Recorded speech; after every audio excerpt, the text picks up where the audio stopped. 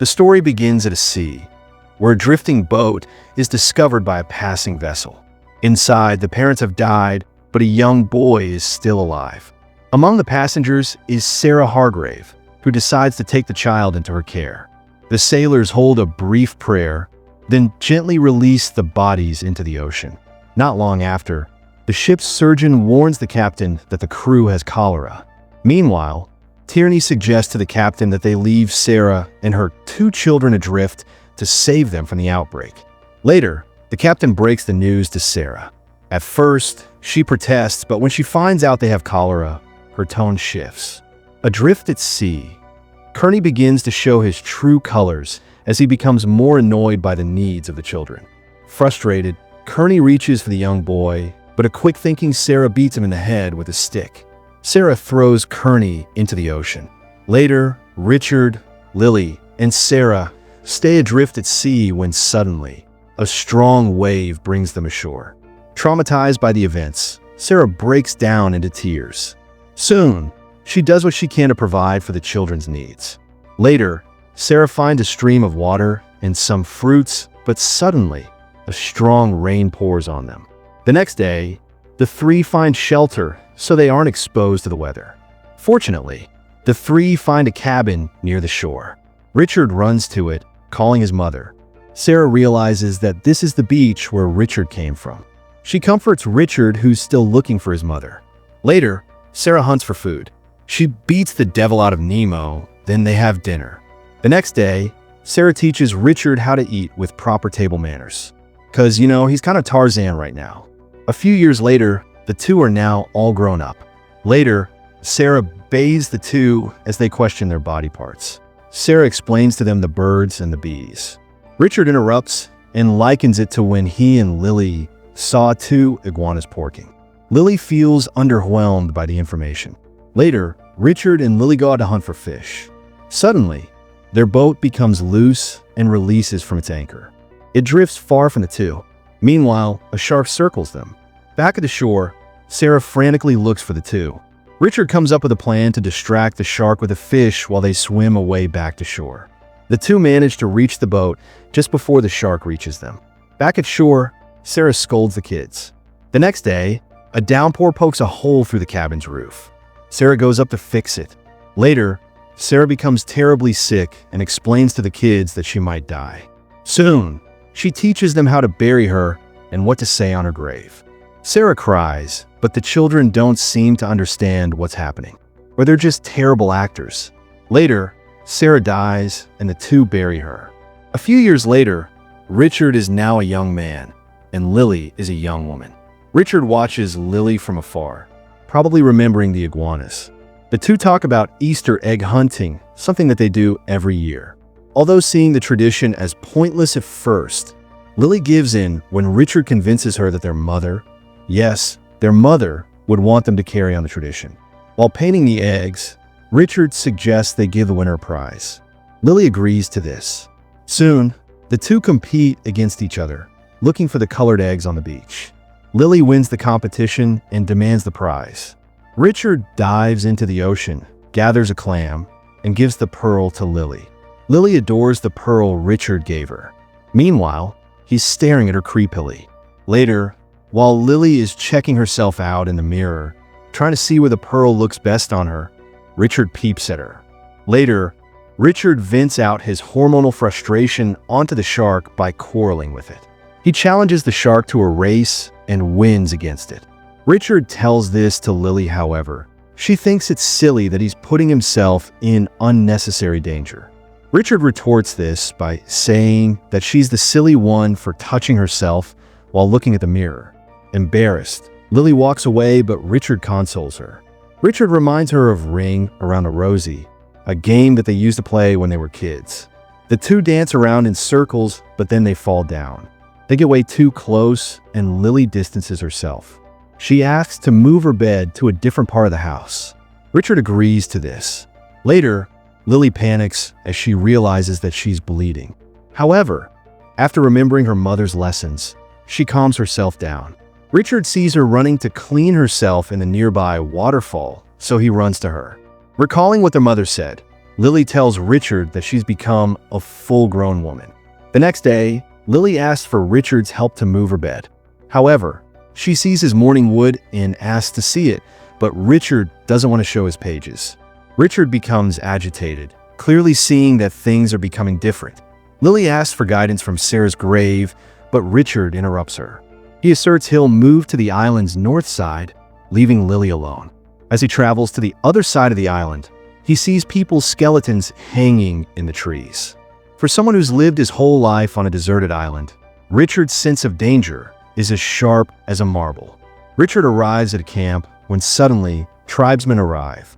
He covers himself with mud for camouflage. He observes the tribe as they do their ritual. Richard sees a tribesman and points a spear at him. However, he lets him go. Later, he comes back to Lily, who has been worried sick for him. The two reconcile and hug. Richard asks her if they're friends again, and Lily responds positively. Suddenly, the two kiss passionately. Richard asks them to be husband and wife, and Lily agrees to this. Later, the two exchange rings and wed themselves. The two become husband and wife.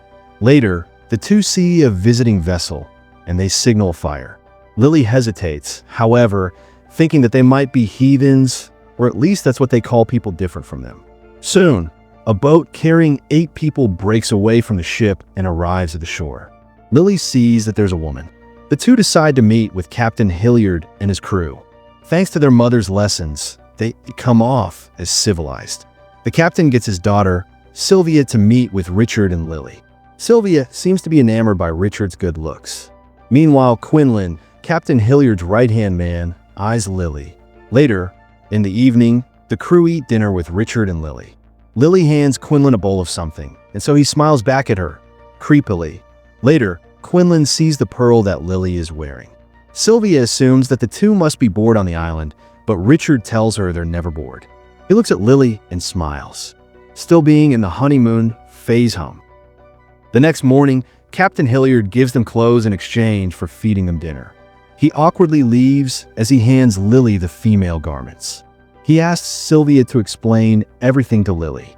Sylvia teaches her how to wear the clothes and shows her the box of makeup, blush, perfume, and powder. Lily is amazed by this. Meanwhile, Richard awkwardly wears the clothes given to him. Sylvia sprays perfume on him, but he recoils, not liking the smell. Sylvia tells him that the perfume is expensive, but Richard doesn't care. Soon, she compliments him and how handsome he is wearing the suit given to him. Lily looks at the two of them while she powders her nose. Richard and Lily help the crew gather supplies for their journey. They gather fresh water from the pool and store them in large barrels. Afterward, Richard and Lily decide to take a bath.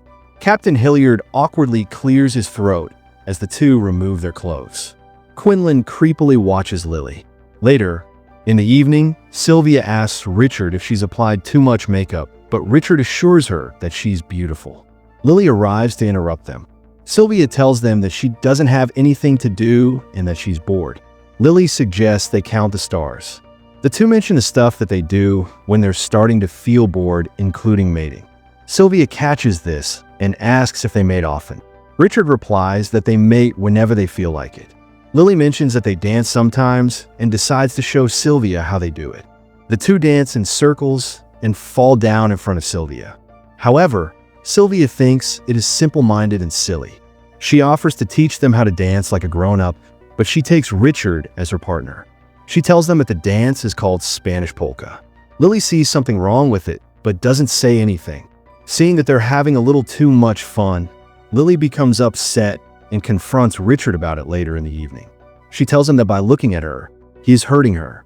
Richard apologizes for this and tells Lily that Sylvia is just different because she's all covered up. He tells Lily that he is just wondering what she looks like underneath. Lily softens a little. Richard reminds her about when he went to find the north side of the island, but this upsets Lily even more, seeing that Richard was almost killed by the tribe then. She says goodnight to Richard and then turns away from him. Richard sighs in frustration. The next morning, Lily tries to put on makeup, but does it poorly because, well, she's an island girl. She shows herself to Richard, who just becomes confused by the terrible makeup. Richard scoffs and asks her to wash it away. Lily becomes upset and wonders why Richard likes makeup when Sylvia wears it. Richard asks Lily that they shouldn't fight since they promised each other. Suddenly, Sylvia calls from afar, eagerly waiting for Richard. He tells Lily that he promised to teach her how to fish and leaves Lily upset. Lily runs to the waterfall and takes a bath while Quinlan creepily watches her over a rock. While out at sea, Sylvia seduces Richard, who complies awkwardly. Meanwhile, Quinlan makes his move and chases after Lily. He holds her by the hair and asks where the pearl is. Later, in the boat, Richard remembers his promise to Lily. This angers Sylvia and she slaps him. Richard leaves her in the boat in response. He runs to the house to find Quinlan sifting through their things to find the pearl. Suddenly, Quinlan holds Lily down, but Richard arrives in time. The two fight. Quinlan shoots at Richard, scraping his arm. He screams in pain.